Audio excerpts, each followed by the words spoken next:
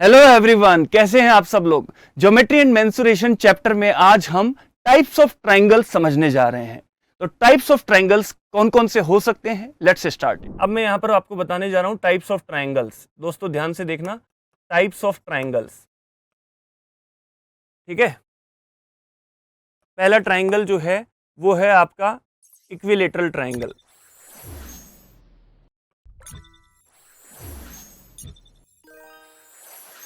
दूसरा ट्रायंगल है आपका आइसोसेलेस ट्रायंगल। तीसरा ट्रायंगल है आपका स्केलीन ट्रायंगल। इक्विलेटरल को बोलते हैं समबाहु त्रिभुज, समबाहु त्रिभुज।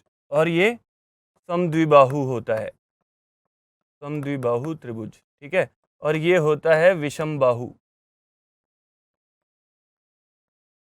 विषम बाहु त्रिभुज, ठीक है। तीन टाइप के ट्रायंगल्स होते हैं बेस्ड ऑन साइड्स। अगर हम साइड्स की बात करें, अगर ट्रायंगल की तीनों साइड बराबर हैं तो उसको इक्विलेटरल ट्रायंगल बोलते हैं, समबाहु त्रिभुज। अगर ट्रायंगल की केवल दो साइड बराबर हैं तो वो आइसोसेलेस ट्रायंगल होता है, समद्विबाहु त्रिभुज होता है। और ट्रायंगल की अगर तीनों साइड अलग अलग हैं, तीनों साइड आपकी अलग अलग हैं, तो वो विषम बाहु त्रिभुज होता है या स्केलीन ट्रायंगल इसको बोला जाता है। तो एक तो साइड्स के आधार पर ट्रायंगल्स के टाइप्स है, based on sides, types based on sides. तो साइड्स के आधार पर अगर देखा जाए, भुजाओं के आधार पर तीन तरह के ये ट्रायंगल होते हैं। अब एंगल्स के आधार पर भी हम देखेंगे कौन कौन से ट्रायंगल होते हैं। पहले आप लोग देख लो कि साइड्स के आधार पर कौन कौन से आपके ट्रायंगल होते हैं। कोई भी एक जनरल ट्रायंगल अगर मैंने लिया, कोई भी एक जनरल ट्रायंगल है,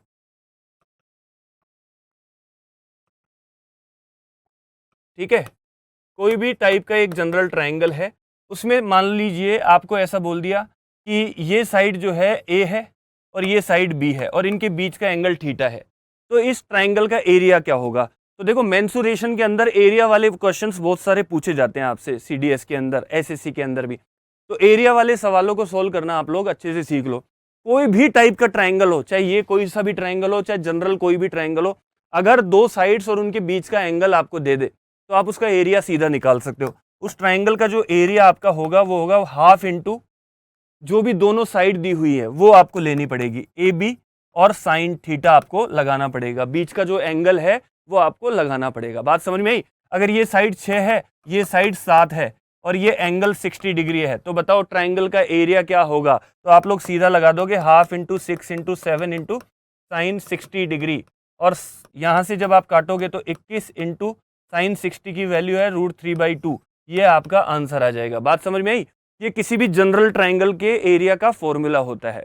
लेकिन अगर मान लो आपको जो है ये आपका जो थीटा की जगह आपको केवल हाइट दे दे, ट्रायंगल की हाइट, तो आपके एरिया का जो फॉर्मूला है थोड़ा सा चेंज हो जाता है। अगर मैं इसकी जगह ट्रायंगल की कोई हाइट दे दूं, ट्रायंगल की कोई अगर मैं यहां पर दे दूं हाइट, तो फिर एरिया का फॉर्मूला क्या बनेगा।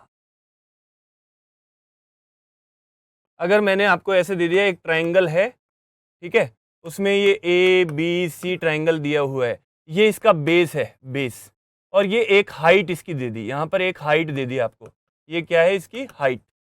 तो ट्रायंगल का जो एरिया होगा उसका फॉर्मूला फिर आपका बन जाता है half into base into height, base into height. ये फॉर्मूला हम में से सभी लोगों को लगभग पता है कि ट्रायंगल का जो जनरल फॉर्मूला है एरिया निकालने का, अगर बेस और हाइट दे दे तो आपका जो है half into base into height हमको वहां पर लगाना पड़ता है, ठीक है। हाइट ऐसा जरूरी नहीं है कि इसी बेस पर दे, किसी भी बेस पर दिया जा सकता है।